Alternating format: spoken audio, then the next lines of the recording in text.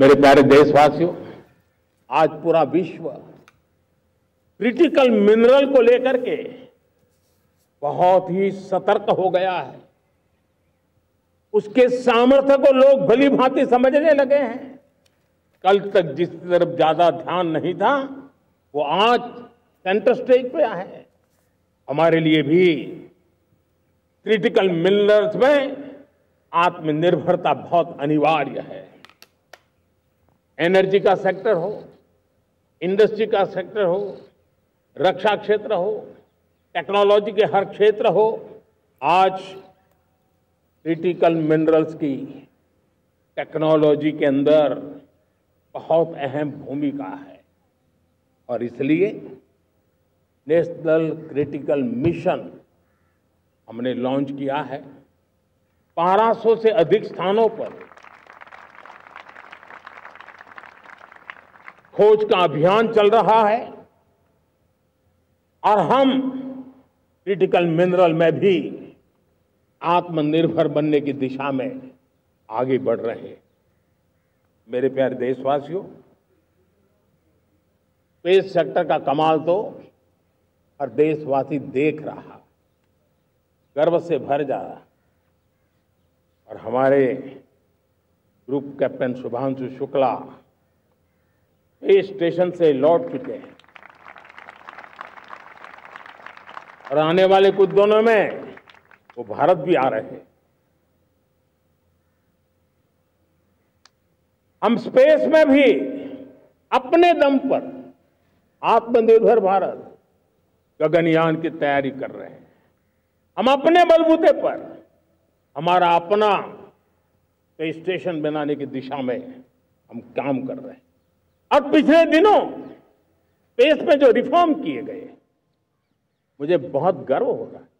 मेरे देश के 300 से ज्यादा स्टार्टअप्स आप सिर्फ और सिर्फ स्पेस सेक्टर में काम कर रहे हैं और उन 300 स्टार्टअप में हजारों नौजवान पूरे सामर्थ्य के साथ जुटे हैं। ये है मेरे देश के नौजवानों की ताकत और ये है हमारे देश के नौजवानों के प्रति विश्वास।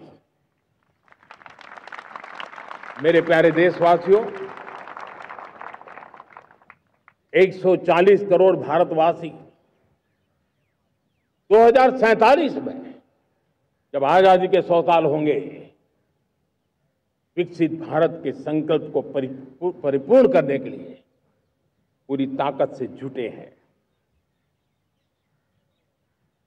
इस संकल्प की पूर्ति के लिए भारत आज हर सेक्टर में आधुनिक इकोसिस्टम तैयार कर रहा है और आधुनिक इकोसिस्टम हर क्षेत्र में हमारे देश को आत्मनिर्भर बनाएगा। आज मेरा लाल किले की प्राचीर से मेरे देश के युवा वैज्ञानिकों को, मेरे टैलेंटेड यूथ को, मेरे इंजीनियर्स को और प्रोफेशनल्स को और सरकार के हर विभागों को भी मेरा आह्वान है, क्या हमारा अपना made in India fighter jets के लिए जेट इंजन हमारा होना चाहिए कि नहीं होना चाहिए?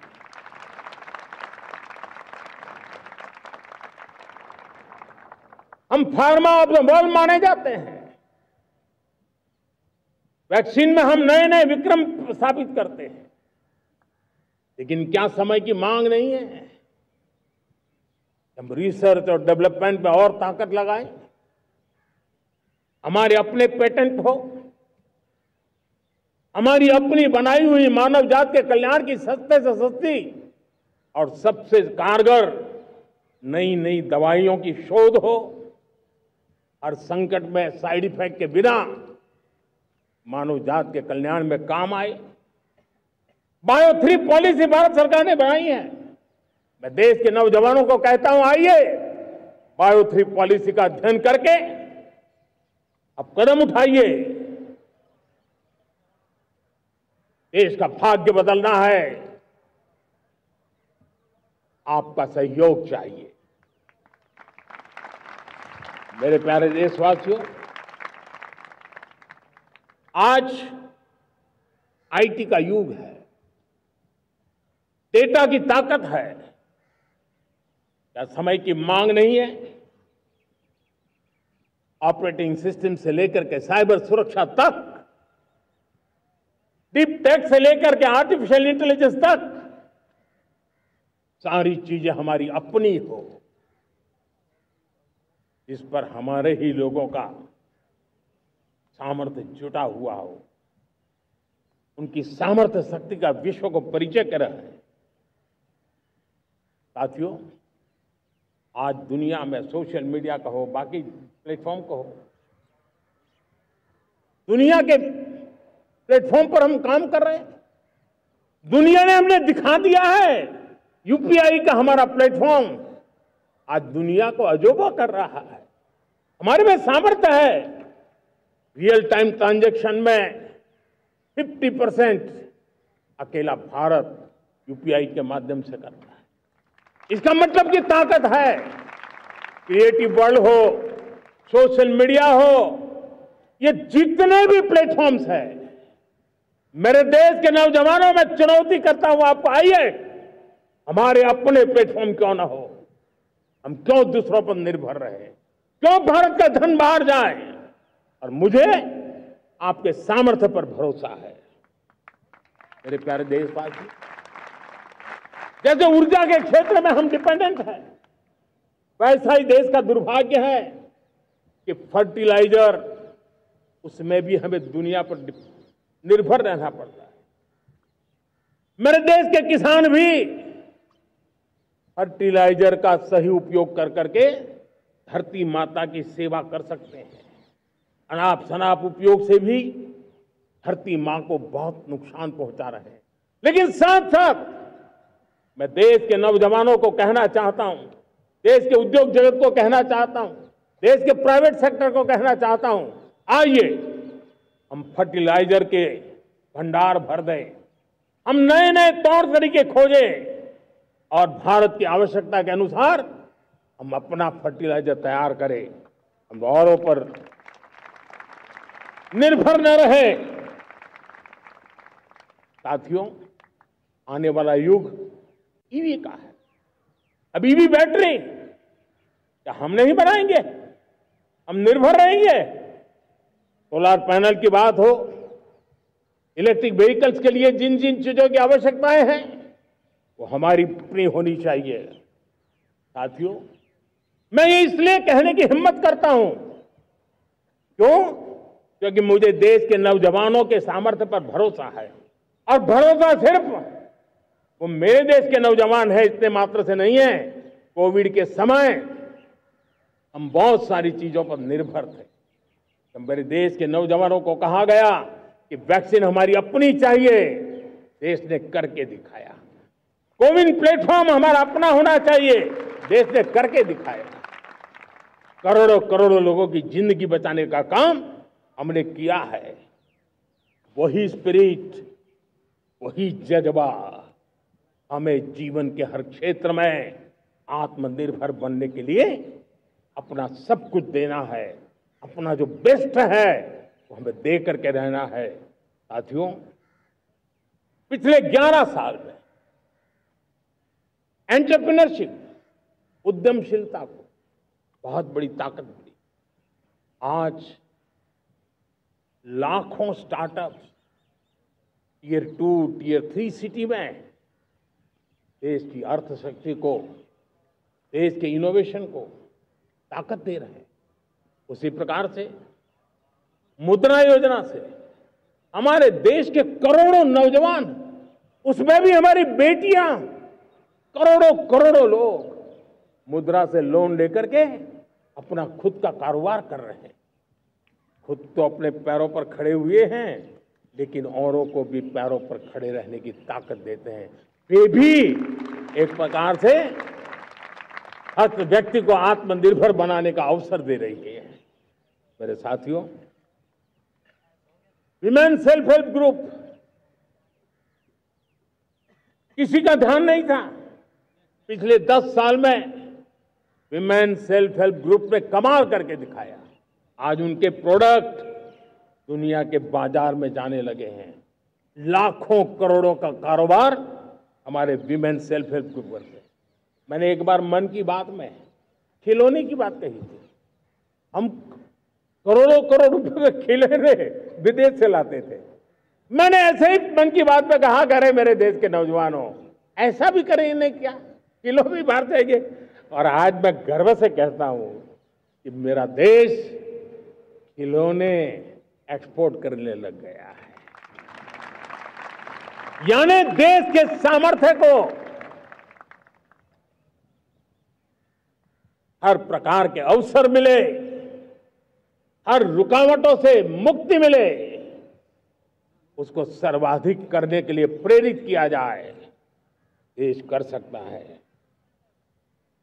मैं देश के युवाओं से कहता हूं, आइए आप इनोवेटिव आइडियाज लेकर के, आपके आइडियाज को मरने मत देना दोस्तों। आज का आपका आइडिया हो सकता है आने वाली पीढ़ी का भविष्य बना सकता है। मैं आपके साथ खड़ा हूं, मैं आपके लिए काम करने के लिए तैयार हूं, आपका साथी बन के काम करने तैयार हूं। आप आइए, हिम्मत जुटाइए, इनिशिएटिव लीजिए। जो युवा मैन्युफैक्चरिंग के बारे में सोचते हैं, आइए आगे बढ़िए। सरकार के नियमों में बदलाव करना है, मुझे बताइए। अब देश रुकना नहीं चाहता है। 2047 दूर नहीं है, एक एक पल की कीमत है और हम एक भी पल गंवाना नहीं चाहते दोस्तों।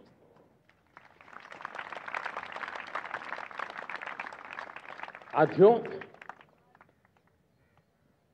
ये आगे बढ़ने का अवसर है, बड़े सपने देखने का अवसर है, संकल्प के लिए समर्पित होने का अवसर है। जब सरकार आपके साथ है और मैं स्वयं आपके साथ हूं, तब हम नया इतिहास बना सकते हैं।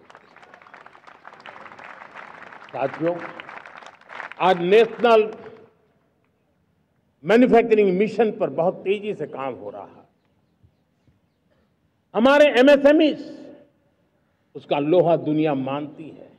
ये दुनिया में बड़ी बड़ी चीजें बनती है ना, कुछ न कुछ तो औजार हमारे देश के एमएसएमई के द्वारा जाते हैं, बड़े गर्व के साथ जाते हैं। लेकिन हम कॉम्प्रिहेंसिव इंटीग्रेटेड विकास की राह पर जाना चाहते हैं और इसलिए उनकी शक्ति बढ़े। और उसमें भी मैंने पहले एक बार लाल किले से कहा था, जीरो डिफेक्ट जीरो इफेक्ट। आज कहना चाहता हूं कि हमें विश्व बाजार में अपने सामर्थ्य का लोहा मनवाना है, तो हमें क्वालिटी में निरंतर नई ऊंचाइयों को पार करना।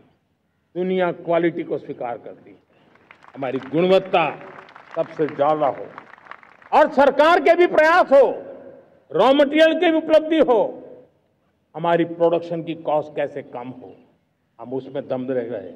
और साथियों, हम सभी जो उत्पादन के क्षेत्र में लगे हैं, उन सबका मंत्र होना चाहिए, दाम कम लेकिन दम ज्यादा। हमारी हर प्रोडक्ट का दम ज्यादा हो लेकिन दाम कम हो। इस भाव को लेकर के हमें आगे बढ़ना है। मेरे प्यारे देशवासियों,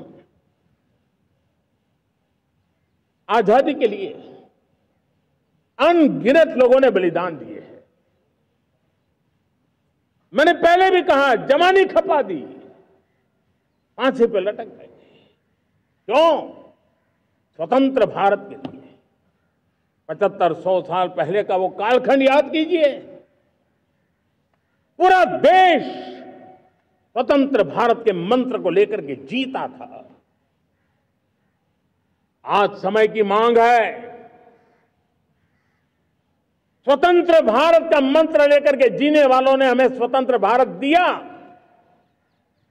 आज 140 करोड़ देशवासियों का एक ही मंत्र होना चाहिए, समृद्ध भारत।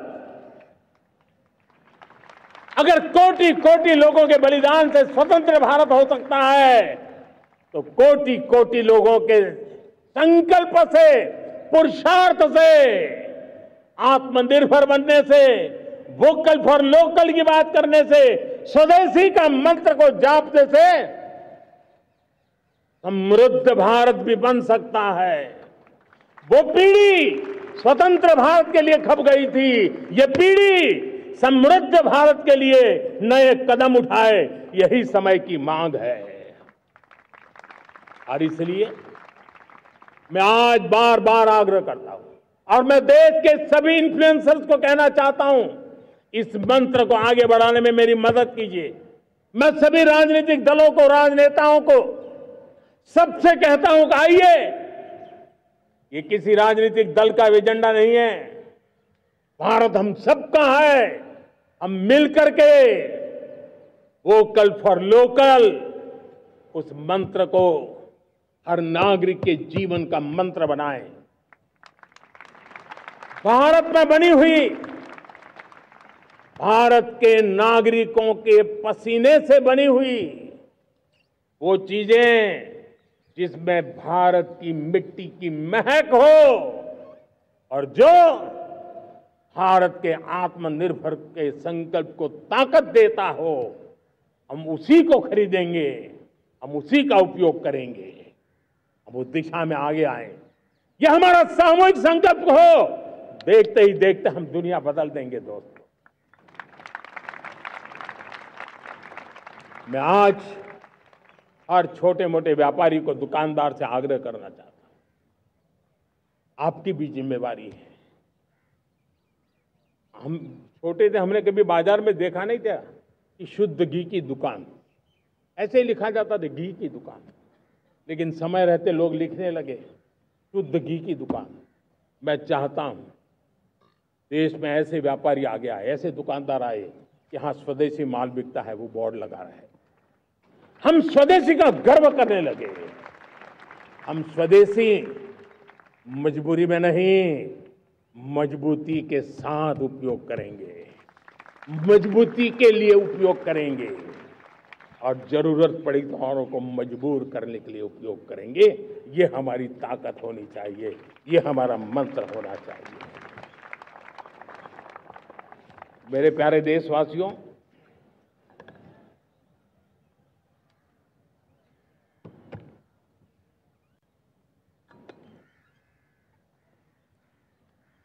मुझे बहुत लंबे समय से सरकार में काम करने का अवसर मिला है।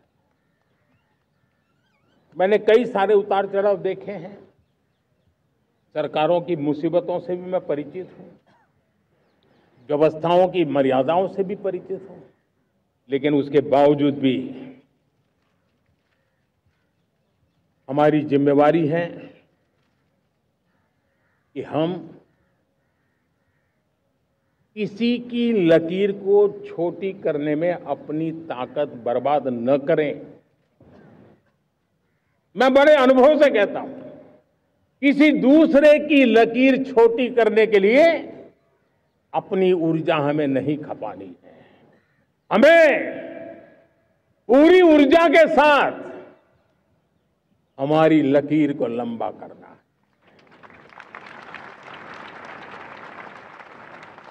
हम अगर अपनी लकीर लंबी करते हैं तो दुनिया भी हमारा लोहा मानेगी। आज जब वैश्विक परिस्थितियों में आर्थिक स्वार्थ दिनों दिन बढ़ रहा है,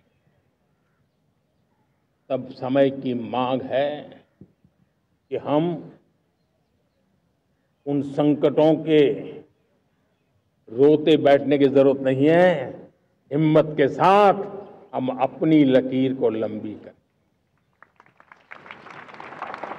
और मैं 25 साल के शासन के अनुभव से कह सकता हूं, अगर ये रास्ता हमने चुन लिया, हर किसी ने चुन लिया, तो फिर कोई स्वार्थ हमें अपनी चंगुल में नहीं फंसा सकता है। मेरे प्यारे देशवासियों, बीता दशक रिफॉर्म, परफॉर्म, ट्रांसफॉर्म कर रहा है, लेकिन अब हमें और नई ताकत से जुड़ना है। पिछले दिनों हमने कई रिफॉर्म्स किए, एफडीआई हो, इंश्योरेंस कंपनी की बात हो, विश्व की यूनिवर्सिटीज को भारत के अंदर स्थान देने की बात हो, कई रिफॉर्म्स किए हैं। 40,000 से ज्यादा अनावश्यक कंप्लायंसेस को हमने खत्म किया है। इतना ही नहीं, 1500 से अधिक पुराने कानून जो बाबा आदम के जमाने के थे, उन सबको हमने खत्म कर दिया है। हमने दर्जनों कानूनों को सरल करने के लिए संसद में जाकर के जनता के हितों को सर्वोपरि रख करके बदलाव किए हैं। इस बार भी हो हल्ला के बीच लोगों तक बात पहुंची नहीं होगी, लेकिन एक बहुत बड़ा रिफॉर्म इनकम टैक्स एक्ट में हुआ है। करीब 280 से ज्यादा धाराएं हमने समाप्त करने का निर्णय किया है। और साथियों, सिर्फ आर्थिक मोर्चे पर ही रिफॉर्म नहीं, हमने नागरिक के जीवन को भी आसान बनाने के लिए रिफॉर्म किए। इनकम टैक्स रिफंड की बात हो, रिफॉर्म का परिणाम है। फेसलेस असेसमेंट की बात हो, रिफॉर्म का परिणाम है। 12 लाख तक आज इनकम टैक्स से मुक्ति दे देना, देश का जो भविष्य बनाने में उत्सुक है ऐसा मेरा मध्यम वर्ग का परिवार आज खुला नहीं समा रहा है।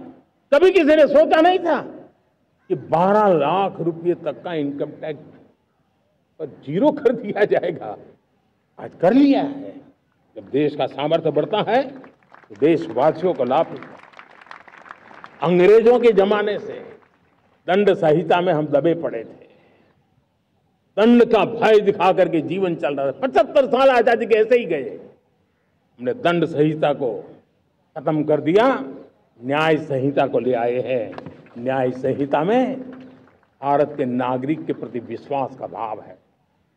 भारत के नागरिक के अंदर अपनेपन का भाव है, संवेदनशीलताओं से भरा हुआ है। हमने रिफॉर्म की यात्रा को तेज करने के लिए बीड़ा उठाया। हम बहुत तेजी से आगे बढ़ना चाहते हैं। मैं चाहता हूं देशवासियों, देश के लिए कर रहा हूं, मैं मेरे लिए नहीं कर रहा हूं, किसी का बुरा करने के लिए नहीं कर रहा हूं।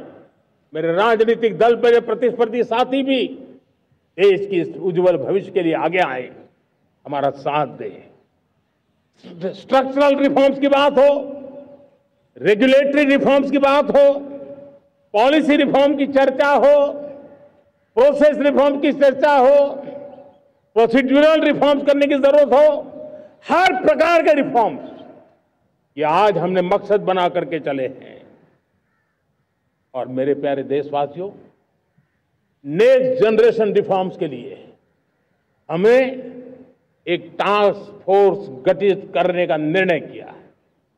ये टास्क फोर्स समय सीमा में इस काम को पूरा करे, वर्तमान नियम, कानून, नीतियां, रीतियां 21वीं सदी के अनुकूल, वैश्विक वातावरण में अनुकूल और भारत को 2047 में विकसित राष्ट्र बनाने के संदर्भ में नए सिरे से तैयार हो और उसका समय सीमा में अपना कार्य पूरा करने के लिए इस टास्क फोर्स की रचना की है। साथियों, ये रिफॉर्म के कारण जो नए लोग अपना भविष्य बनाने चाहते हैं उनको तो हिम्मत मिलेगी। हमारे स्टार्टअप्स हो, हमारे लघु उद्योग हो, हमारे गृह उद्योग हो, उन लोग उद्यमियों को उनकी कंप्लायंस कॉस्ट बहुत कम हो जाएगी और उसके कारण उनको एक नई ताकत मिलेगी। जो एक्सपोर्ट की दुनिया में उनको लॉजिस्टिक सपोर्ट के कारण, व्यवस्थाओं में बदलाव के कारण उनको एक बहुत बड़ी ताकत मिलेगी। साथियों, ऐसे ऐसे कानून है हमारे देश में, छोटी छोटी चीजों के लिए जेल में डालने के कानून है। आप हैरान हो जाएंगे, किसी ने नजर नहीं दौड़ाई।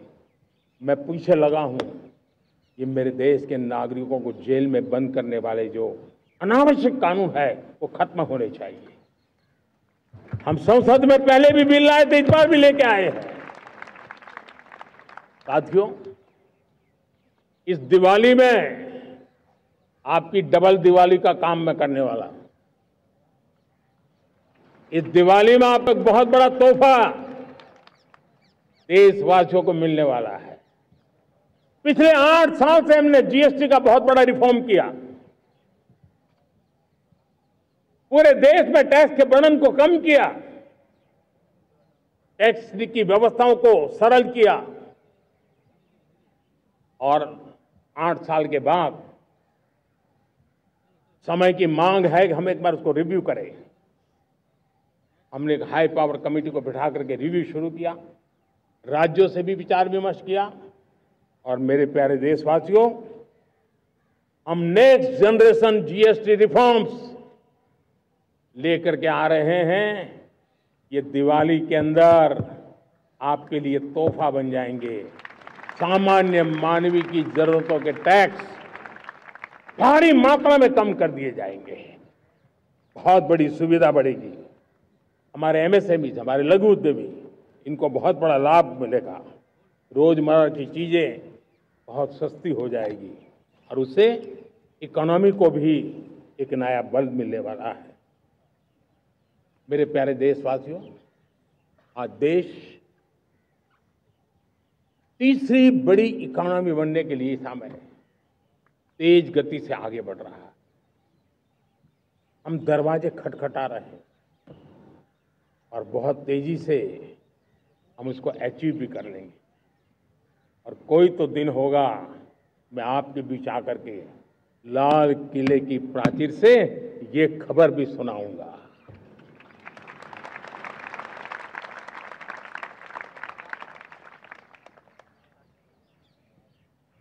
आज भारत की अर्थव्यवस्था और आर्थिक स्थिति को लेकर पूरी दुनिया आश्वस्त है। इतनी अस्थिरता के बीच आशा की किरण बना हुआ है भारत का फाइनेंशियल डिसिप्लिन, भारत की फाइनेंस की ऊर्जा।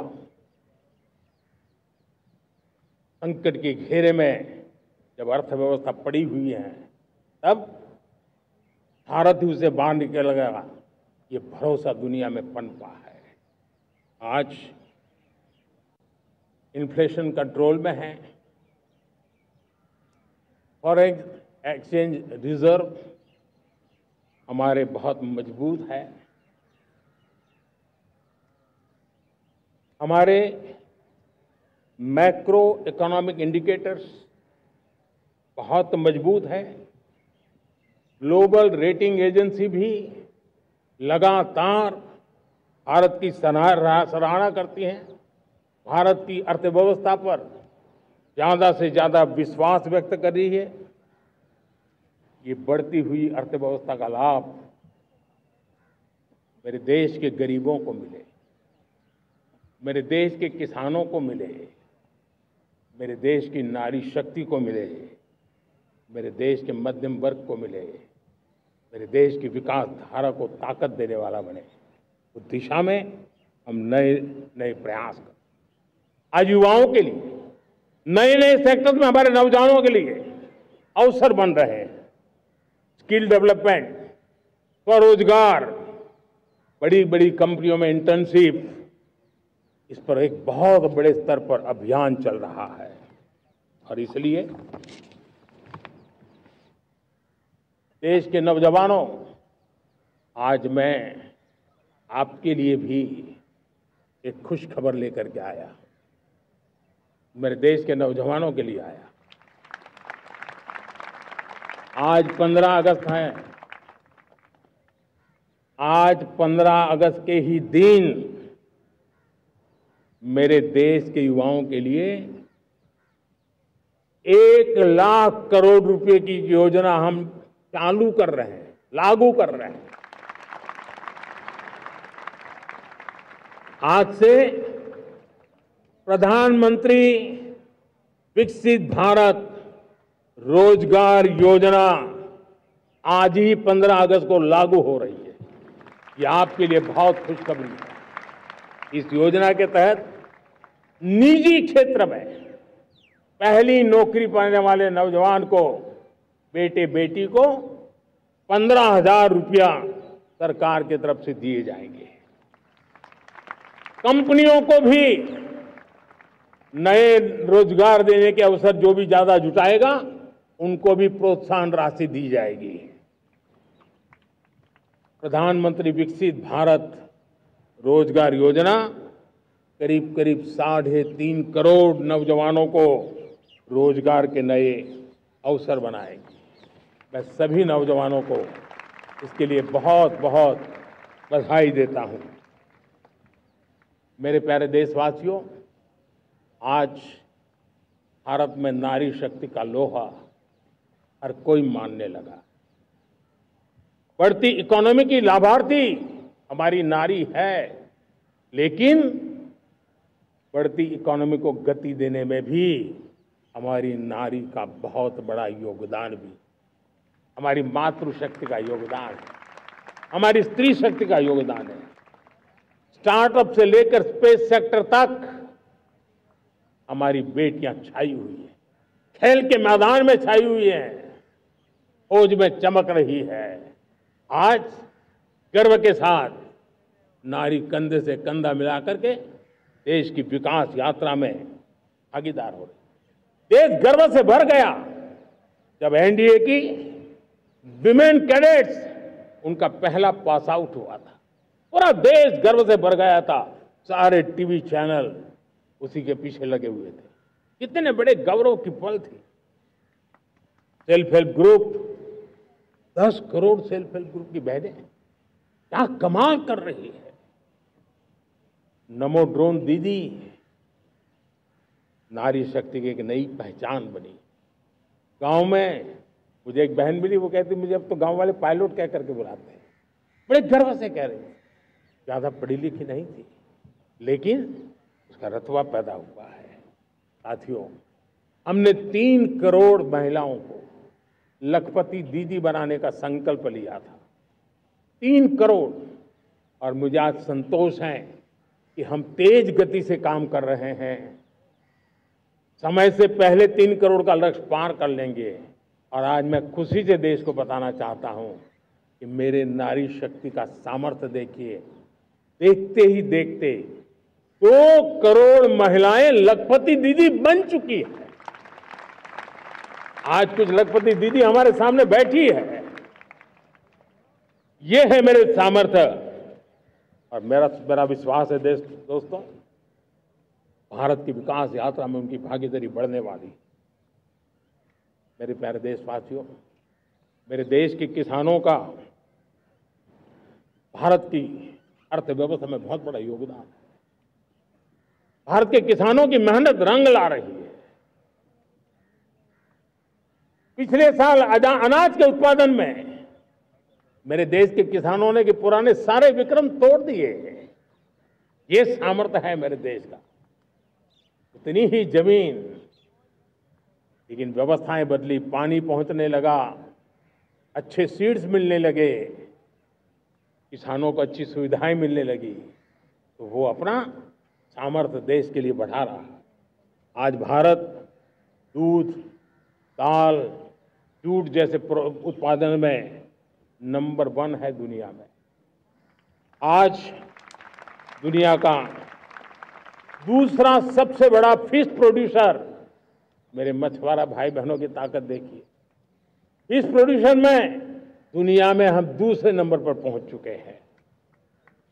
आज भारत चावल, गेहूं, फल और सब्जी के उत्पादन में भी दुनिया में दूसरे नंबर पर पहुंच चुका है। साथियों, आपको खुशी होगी, मेरे देश के किसान जो पैदावार देते हैं, आज वो उत्पादन दुनिया के बाजार में पहुंच रहा है। 4 लाख करोड़ रुपया एग्रो प्रोडक्ट का एक्सपोर्ट हुआ है। ये मेरे देश के किसानों ने भी ताकत दिखाई है। हम छोटे किसान हो, पशुपालक हो, मछुआरे हो, देश के विकास की अनेक योजनाओं का लाभ आज हम उन तक पहुंचा रहे हैं। पीएम किसान सम्मान निधि हो, रेन वाटर हार्वेस्टिंग हो, सिंचाई की योजनाएं हो, क्वालिटी सीड्स हो, फर्टिलाइजर की आवश्यकता हो, हर क्षेत्र में आज और किसान को एक भरोसा हो गया है फसल बीमा का, वो साहसिक बना रहा, उसका परिणाम भी देश को मिल रहा है।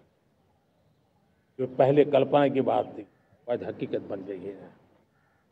देशवासियों, हमारे देश के पशुधन को बचाने के हमें कोविड की वैक्सीन मुफ्त में मिली, वो तो याद है, लेकिन हम पशुधन के लिए भी अब तक 125 डोज मुफ्त में पशुओं को लगा चुके हैं। फूट एंड माउथ डिसीज से मुक्ति पाने के लिए, जो हमारा यहाँ उत्तर भारत में उसे खुरपका मुंहपका बीमारी कहते हैं, उससे बचाने के लिए 125 करोड़ डोज हम लगा चुके हैं और मुफ्त में लगा चुके हैं। हम खेती के मामले में देश के वो जिले जहां के किसान औरों से पीछे रह गए, किसी न किसी कारण से 100 जिले ऐसे हैं जहां अपेक्षाकृत कम खेती है, और इसलिए हमने 100 जिले आइडेंटिफाई किए हैं पूरे देश में से, और वहां के किसानों को एम्पावर करना, किसानों को शक्ति देना, किसानों को मदद करने का एक अभियान चलाया है। और इसके लिए पीएम धन धान्य कृषि योजना का आरंभ किया है। पीएम धन धान्य कृषि योजना वो देश के 100 जिले जहां थोड़ी सी भी मदद कर देंगे तो वहां का किसान भी भारत के अन्य किसानों की बराबरी कर देगा। मेरे प्यारे देशवासियों, भारत के किसान, भारत के पशुपालक, भारत के मछुआरे, ये हमारी सबसे बड़ी प्राथमिकता है। भारत के किसान, भारत के मछुआरे, भारत के पशुपालक, उनसे जुड़ी किसी भी अहितकारी नीति के आगे मोदी दीवार बन के खड़ा है।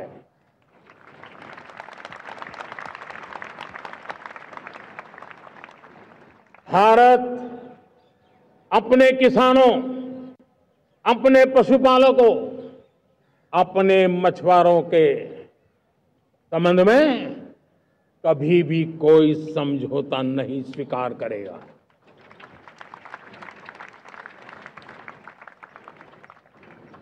प्यारे देशवासियों, गरीबी क्या होती है मुझे किताबों में पढ़ना नहीं पड़ा है, मैं जानता, सरकार में भी रहा हूं, और इसलिए मेरी कोशिश रही है कि सरकार फाइलों में नहीं होनी चाहिए। सरकार देश के नागरिकों की लाइफ में होनी चाहिए। दलित हो, पीड़ित हो, शोषित हो, वंचित हो, उनके लिए सकारात्मक रूप से सरकारें प्रोएक्टिव हो, सरकारें प्रो पीपल हो, उस दिशा में हम निरंतर प्रयास कर रहे हैं। समाज के हर जरूरत व्यक्ति के लिए, कुछ लोगों को लगता है कि सरकार की योजनाएं पहले भी आती थी, जी नहीं, हम सरकार की योजनाओं को जमीन पर उतार रहे हैं, सैचुरेशन पर बल देते हैं, और सामाजिक न्याय का अगर कोई सच्चा एजुकेशन है तो सैचुरेशन में है, जिसमें कोई हकदार छूटे नहीं, हकदार के घर तक सरकार जाए और उसे अपना हक की चीजें मिले, उसके लिए हम काम कर रहे हैं। जनधन अकाउंट जब खोले गए ना, वो सिर्फ बैंक का अकाउंट था ऐसा नहीं है, उसे एक स्वाभिमान मिला था कि बैंक के दरवाजे मेरे लिए भी खुलते हैं, मैं भी बैंक के दरवाजे में जाकर के टेबल पे हाथ रख करके बात कर सकता हूं। ये विश्वास हमने जगाया है। आयुष्मान भारत ने बीमारी को सहने की आदत से मुक्ति दिलाने का और उनको अच्छे स्वास्थ्य के लिए मदद करने का काम, और जब हम वरिष्ठ नागरिकों को 5 लाख रुपए से ज्यादा मदद कर करके उनके आरोग्य की चिंता करते हैं। आज पीएम आवास, 4 करोड़ गरीबों को घर मिलना मतलब जिंदगी के नए सपने वहां सजते हैं। वो सिर्फ 4 दीवारें नहीं है दोस्तों। रेहड़ी पटरी वालों के लिए पीएम स्वनिधि योजना, जो कभी ब्याज के चक्कर में फंसा रहता था, आज पीएम स्वनिधि से रेहड़ी पटरी वाला भी, और आपने देखा वो यूपीआई से पैसे लेता है, यूपीआई से पैसे देता है। ये बदलाव आखिरी व्यक्ति तक चिंता लोगों की लाइफ में सरकार होनी चाहिए। उसी के कारण ये जमीन से जुड़ी योजनाएं बनती हैं, और जमीन से जुड़ी योजनाएं जमीन पर उतरती हैं, और जमीन से उतरी हुई योजनाएं जीवन में बदलाव लाने का एक सशक्त माध्यम बन जाती है। एक समय था, गरीब हो, पीड़ित हो, आदिवासी हो, वंचित हो, दिव्यांग हो, हमारी विधवा माताएं बहनें हो, अपने हक के लिए दर दर भटकते रहते थे। सरकारी दफ्तरों में चक्कर लगाते लगाते जिंदगी पूरी हो जाती। आज सरकार आपके दरवाजे पर आती है, सैचुरेशन के अप्रोच को लेकर के आती है। करोड़ों लाभार्थियों को सरकारी योजनाओं का लाभ मिल रहा है। डायरेक्ट बेनिफिट ट्रांसफर एक बहुत बड़ा क्रांतिकारी काम हुआ है। साथियों, गरीबी हटाओ के नारे देश ने बहुत सुने हैं, लाल किले से भी सुने, और देश सुन सुन करके थक गया था, और देश ने मान लिया था कि गरीबी हट नहीं सकती है। लेकिन जब हम योजनाओं को गरीब के घर तक ले जाते हैं, विश्वास को गरीब के मन में हम पैदा करते हैं, तब मेरे देश के 25 करोड़ गरीब गरीबी को परास्त कर करके, गरीबी से बाहर निकल करके एक नया इतिहास बनाते हैं। आज 10 करोड़ गरीब, और 10 वर्ष में 25 करोड़ से ज्यादा गरीब गरीबी को परास्त कर करके गरीबी से बाहर निकले हैं, और एक न्यू मिडिल क्लास तैयार हुआ है। मेरे साथियों, ये न्यू मिडिल क्लास और मिडिल क्लास एक ऐसी जुगलबंदी है जिसमें एस्पिरेशन भी है, एफर्ट भी है। वो देश को आगे बढ़ाने के लिए बहुत बड़ा सामर्थ्य बनने वाली है। मेरे प्यारे देशवासियों, बहुत ही निकट भविष्य में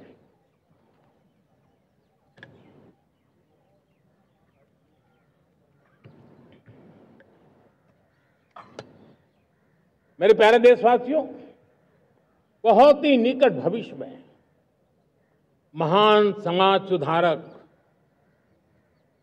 महात्मा ज्योतिबा फुले जी की 200वीं जयंती आ रही है। हम उस जयंती के समारोह शुरू करने जा रहे हैं, और महात्मा ज्योतिबा फुले के सिद्धांत, उन्होंने जो मंत्र दिए, उसमें हमारे लिए प्रेरणा है। पिछड़े को प्राथमिकता, पिछड़े को प्राथमिकता देते हुए हम परिवर्तन की ऊंचाइयों को प्राप्त करना चाहते हैं। हम इसके लिए परिश्रम की पराकाष्ठा करना चाहते हैं।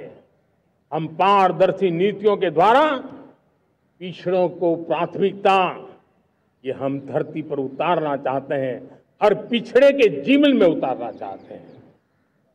साथियों, रेहड़ी पटरी वालों के लिए स्वनिधि योजना हो, या हमारे हुनर वाले, हाथ से काम करने वाले विश्वकर्मा योजना की बात हो, आदिवासी में भी जो पिछड़े रह गए हैं उनके लिए पीएम जनधन की योजना की बात हो, हमारे पूर्वी भारत को विकास में पूरे देश के अंदर बराबरी में लाना और उनको नेतृत्व देने की दिशा में काम हो। हम सिर्फ समाज पिछड़े हो उनकी चिंता तक अटकने वाले नहीं है। जो क्षेत्र पिछड़े हैं उनको भी हम प्राथमिकता देना चाहते हैं। जो जिले पिछड़े रहे हैं हम उनको प्राथमिकता देना चाहते हैं। जो ब्लॉक पिछड़े रहे हैं उनको प्राथमिकता देना चाहते हैं। हमने 100 एस्पिरेशनल डिस्ट्रिक्ट, 500 एस्पिरेशनल ब्लॉक, उसी मिशन में काम किया है। हमने पूर्वी भारत के विकास के लिए हजारों करोड़ रुपए के इंफ्रास्ट्रक्चर के प्रोजेक्ट को बल दिया है। हमने पूर्वी भारत के जीवन को बदल करके देश की विकास यात्रा में भागीदार बनने का, मेरे प्यारे देशवासियों, जीवन हर क्षेत्र में विकास होना चाहिए। विकास के लिए खेल का भी महत्व होता है। और मुझे खुशी है कि एक जमाना था जहाँ बच्चे खेल में अगर समय लगाते हैं तो माँ बाप ज्यादा पसंद नहीं करते थे। आज एकदम से उलट गया है।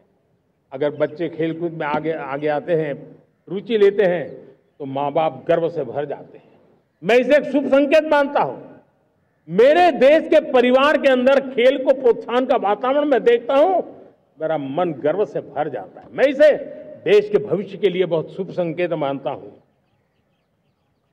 और साथियों, इस खेल को बढ़ावा देने के लिए हमने नेशनल स्पोर्ट्स पॉलिसी, कई दशकों के बाद हम देश में खेलो भारत नीति को लेकर के आए हैं, ताकि एक खेल जगत का सर्वांगीण विकास का प्रयास हो। स्कूल से लेकर के ओलंपिक तक हम एक पूरा इकोसिस्टम डेवलप करना चाहते हैं, चाहे कोचिंग की व्यवस्था हो, फिटनेस की बात हो, खेल के मैदान हो, खेल की व्यवस्थाएं हो, खेल के लिए आवश्यक साधन हो, लघु उद्योगों को भी खेल के साधन बनाने में मदद करने की बात हो। यानी एक प्रकार से पूरा इकोसिस्टम हम दूर दराज के बच्चों तक पहुंचाना चाहते हैं। लेकिन साथियों, जब मैं फिटनेस की बात करता हूं, जब मैं खेलकूद की बात करता हूं, तब मैं एक चिंता भी आपके सामने रखना चाहता हूं। हमारे देश के हर परिवार को चिंता करनी चाहिए। मोटापा हमारे देश के लिए बहुत बड़ा संकट बनता जा रहा है। आने वाले वर्षों में लोग, जो पंडित लोग हैं वो कहते हैं, जो जानकार लोग कहते हैं, हर तीसरे व्यक्ति में एक व्यक्ति मोटापे का शिकार होगा। हमें मोटापे से बचना है, ओबेसिटी से बचना है। और इसलिए मैंने, बाकी सब करना पड़ेगा, लेकिन एक छोटा सा सुझाव दिया था कि परिवार तय करे कि जब खाने का तेल घर में आएगा 10% कम ही आएगा और 10% कम ही उपयोग करेंगे, और हम ओबेसिटी के खिलाफ लड़ाई को जीतने की दिशा में हम अपना योगदान देंगे।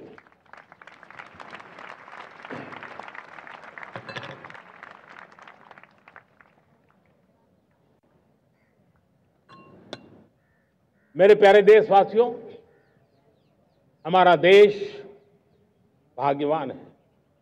हजारों साल की विरासत के हम धनी हैं, और वो हमें निरंतर ऊर्जा मिलती है, प्रेरणा मिलती है, त्याग और तपस्या की राह मिलती है। आज गुरु तेग बहादुर, यह वर्ष गुरु तेग बहादुर जी का 350वां शहीदी वर्ष है। देश की संस्कृति की रक्षा, भारत के मूल्यों की रक्षा के लिए उन्होंने अपना सब कुछ न्योछावर कर दिया। मैं आज उनको नमन करता हूं। साथियों, हमारी संस्कृति की ताकत हमारी विविधता है।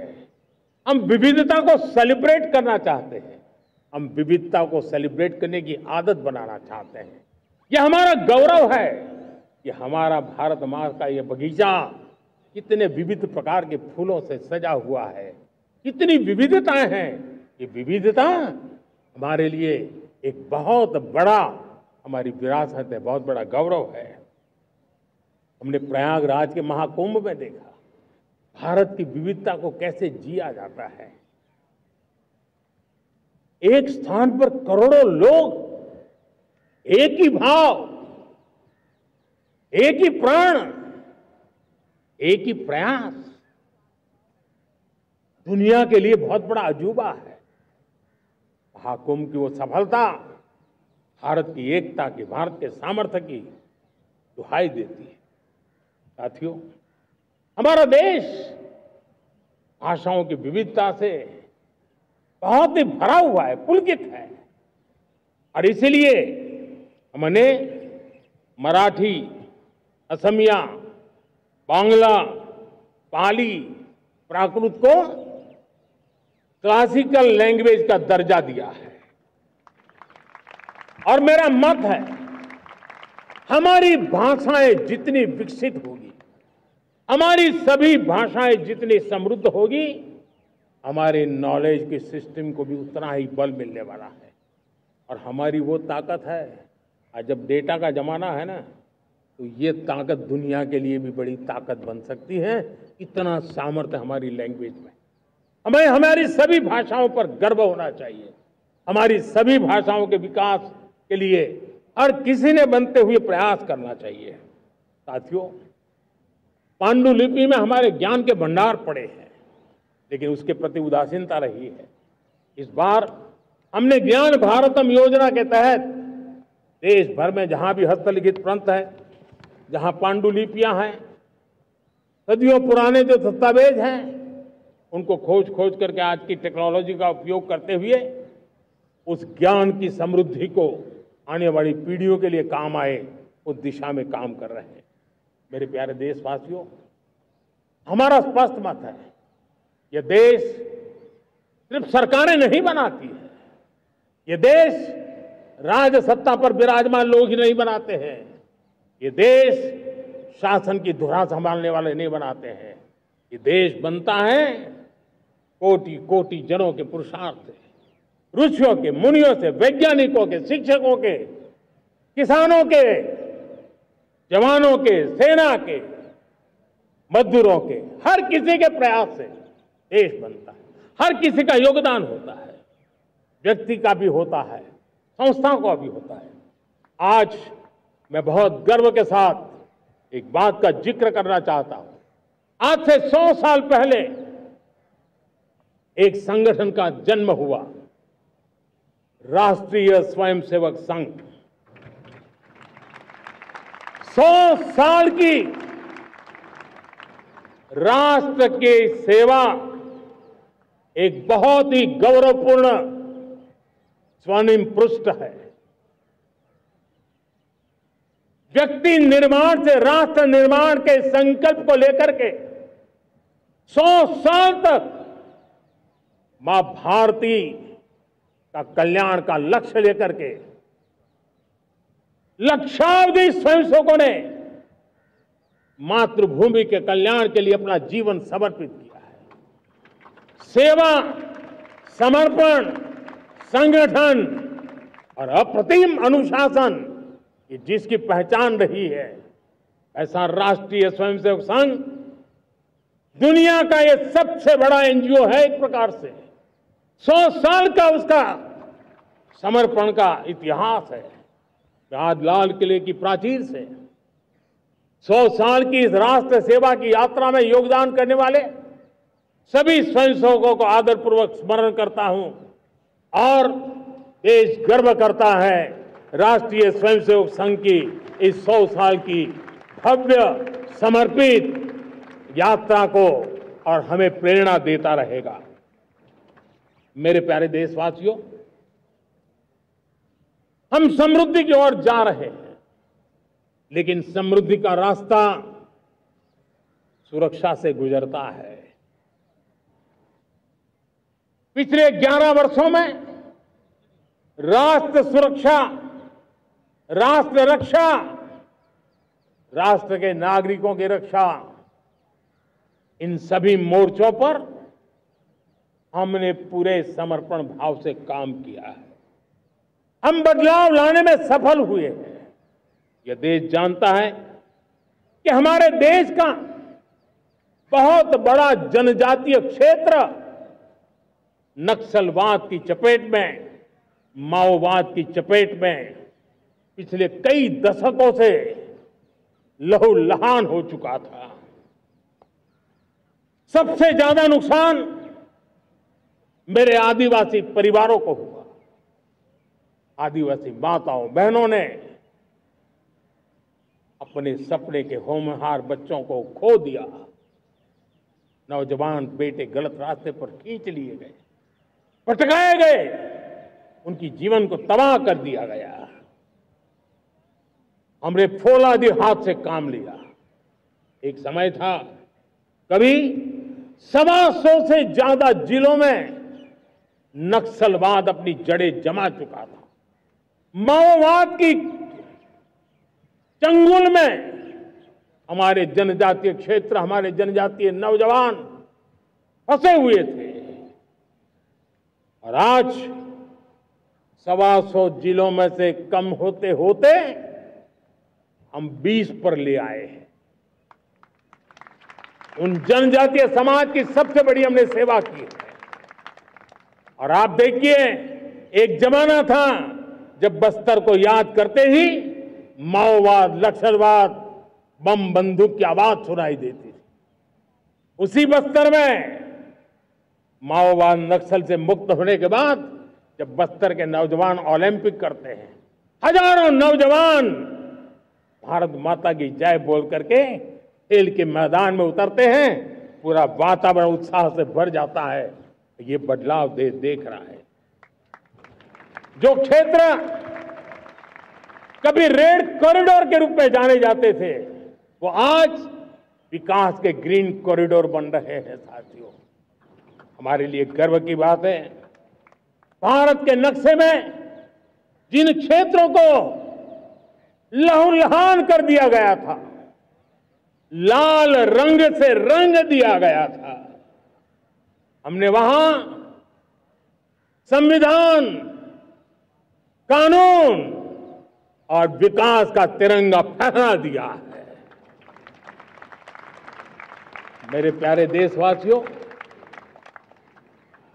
ये भगवान बिरसा मुंडा की 150वीं जयंती का अवसर है। तब इन जनजातीय क्षेत्रों को नक्सल से मुक्त कर करके, मेरे जनजातीय परिवार के नौजवानों की जिंदगी बचा करके हमने भगवान बिरसा मुंडा को एक सच्ची श्रद्धांजलि दी है।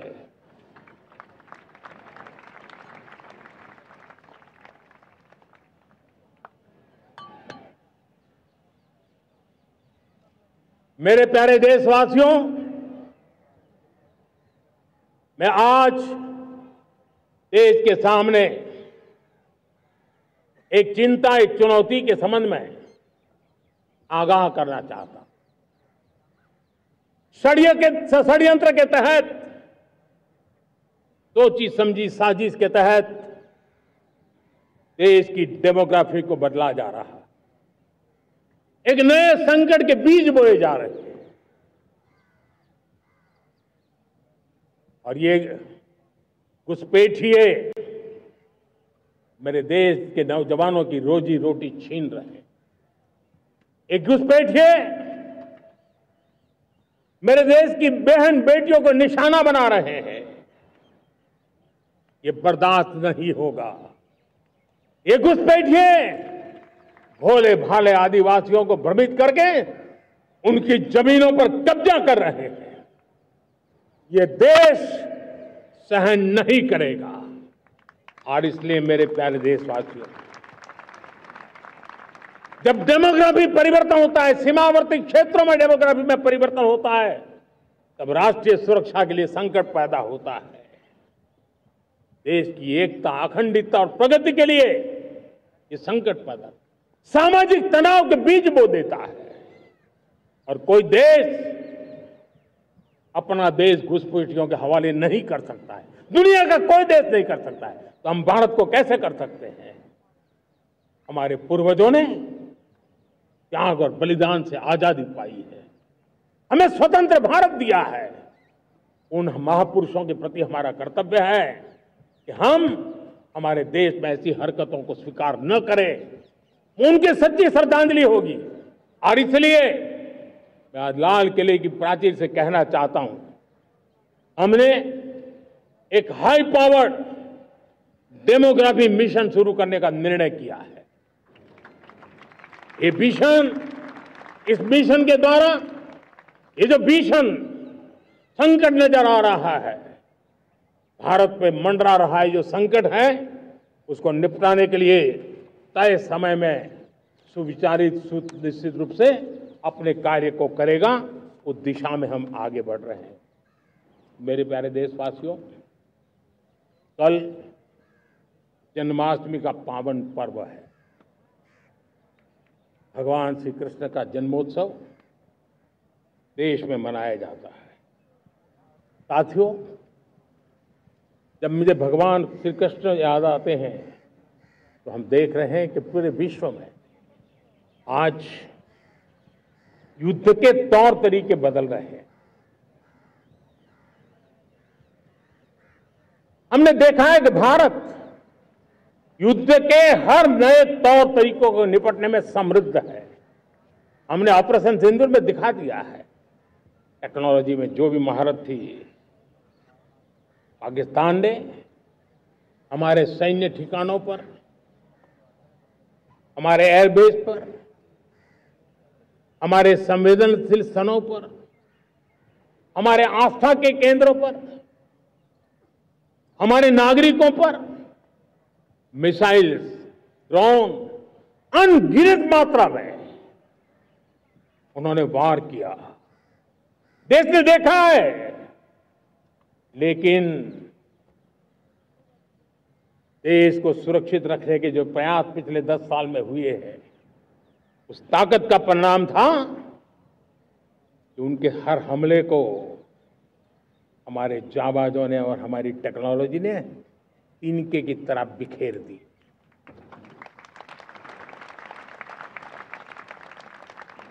रत्ती भर नुकसान नहीं कर पाए। और इसलिए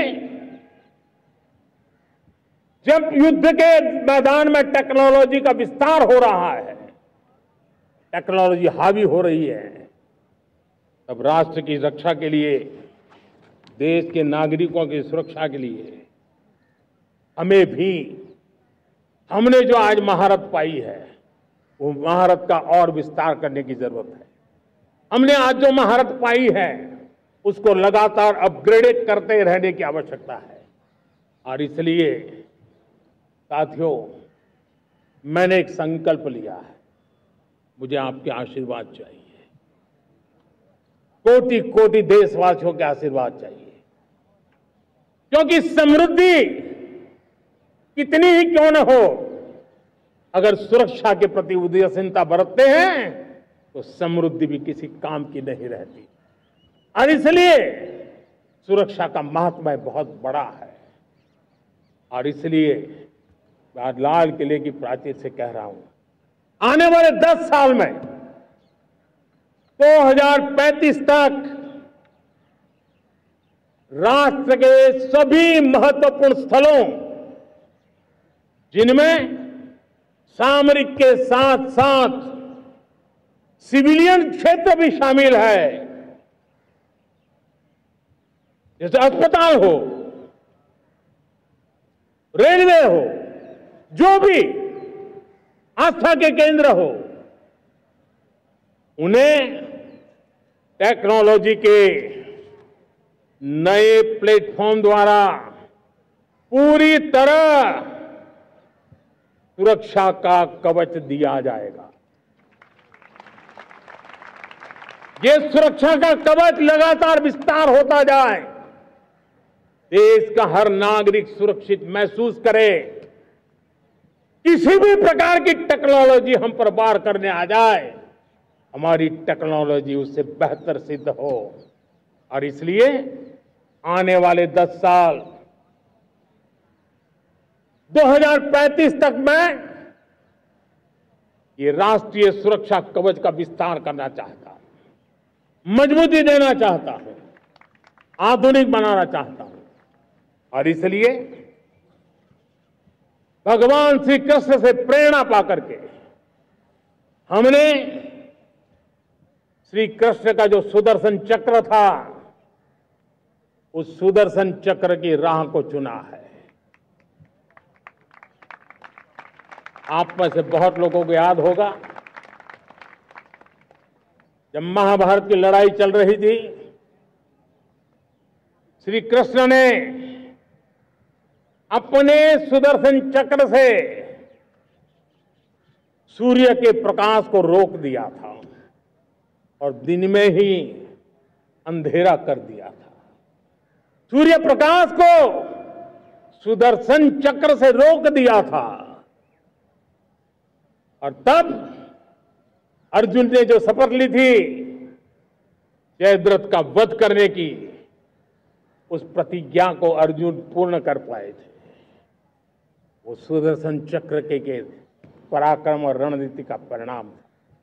अब देश सुदर्शन चक्र मिशन लॉन्च करेगा।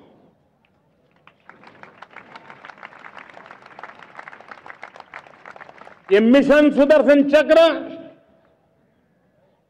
एक पावरफुल वेपन सिस्टम दुश्मन के हमले को न्यूट्रलाइज तो करेगा ही करेगा, लेकिन कई गुना ज्यादा दुश्मन पर हिट बैक करेगा।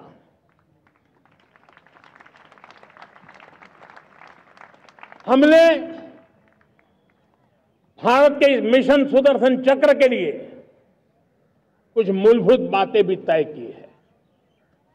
आने वाले 10 सालों में हम उसको प्रखरता से आगे बढ़ाना चाहते हैं।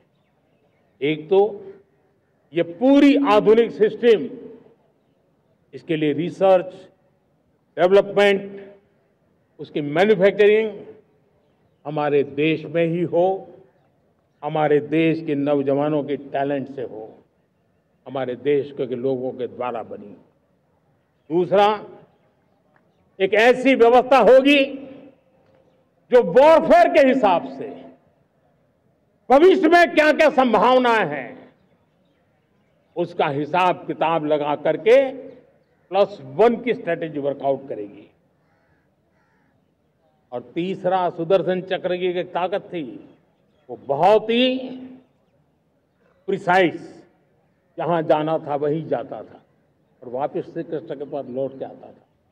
हम इस सुदर्शन चक्र के द्वारा भी टारगेटेड प्रिसाइज एक्शन के लिए भी व्यवस्था को विकसित करने की दिशा में आगे बढ़ेंगे।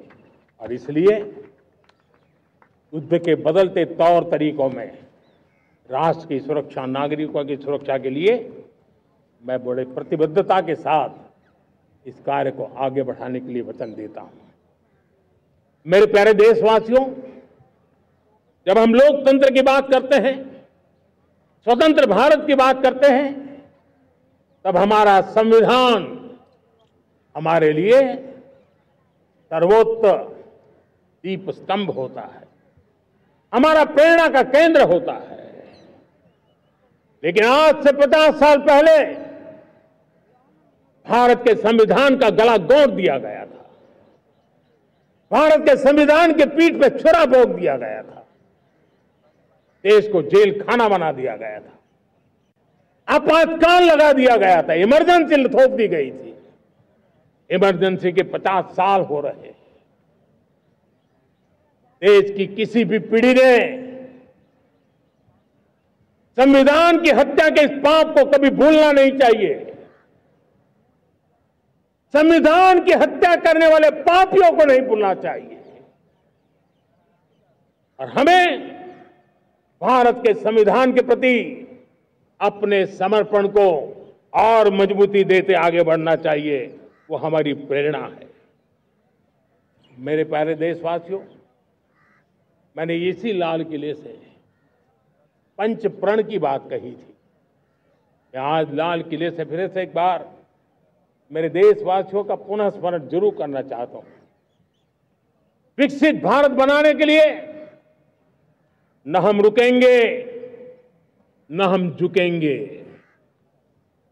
हम परिश्रम की पराकाष्ठा करते रहेंगे और अपनी आंखों के सामने 2047 में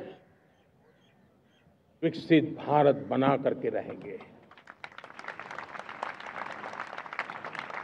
मेरे प्यारे देशवासियों, हमारा दूसरा प्रण है कि हम हमारे जीवन में, हमारी व्यवस्थाओं में, हमारे नियम कानून परंपराओं में गुलामी का एक भी कण अब बचने नहीं देंगे। हम हर प्रकार की गुलामी से मुक्ति पाकर के ही रहेंगे। मेरे प्यारे देशवासियों, हम अपनी विरासत पर गर्व करेंगे। हमारी पहचान का सबसे बड़ा आभूषण, सबसे बड़ा गहना, सबसे बड़ा मुकुटमणि हमारी विरासत है।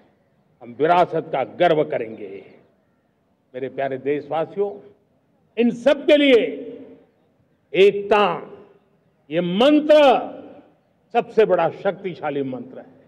और इसलिए एकता की डोर को कोई काट न सके, ये हमारा सामूहिक संकल्प होगा।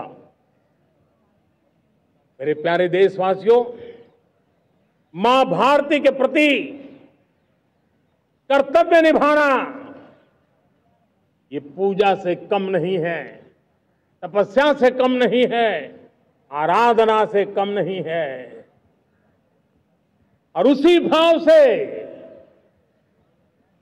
हम सब मातृभूमि के कल्याण के लिए परिश्रम की पराकाष्ठा करते हुए 2047 विकसित भारत के लक्ष्य को पार करने के लिए अपने आप को अपा देंगे, अपने आप को झोंक देंगे। जो भी सामर्थ्य है, कोई भी अवसर को छोड़ेंगे नहीं। इतना ही नहीं, नए अवसरों को निर्माण करेंगे और निर्मित करने के बाद हम 140 करोड़ देशवासियों के सामर्थ्य से आगे बढ़ते ही रहेंगे, बढ़ते ही रहेंगे, बढ़ते ही रहेंगे। मेरे प्यारे देशवासियों, हमें याद रखना है, 140 करोड़ देशवासियों को याद रखना है, परिश्रम में जो तपा है, परिश्रम में जो तपा है, उसने ही तो इतिहास रचा है। परिश्रम में जो तपा है, उसने ही तो इतिहास रचा है। जिसने फौलादी चट्टानों को तोड़ा है, जिसने फौलादी चट्टानों को तोड़ा है, उसने ही समय को मोड़ा है। जिसने फौलादी चट्टानों को तोड़ा है, उसने ही समय को मोड़ा है। और समय को मोड़ देने का भी, समय को मोड़ देने का भी यही समय है, सही समय है। मेरे प्यारे देशवासियों, एक बार फिर आप सबको आजादी के इस महान पर्व की अनेक अनेक शुभकामनाएं देता हूं, बहुत बहुत बधाई देता हूं। मेरे साथ बोलेंगे, जय हिंद, जय हिंद, जय हिंद। भारत माता की, भारत माता की, भारत माता की। वंदे, वंदे, वंदे। बहुत बहुत धन्यवाद।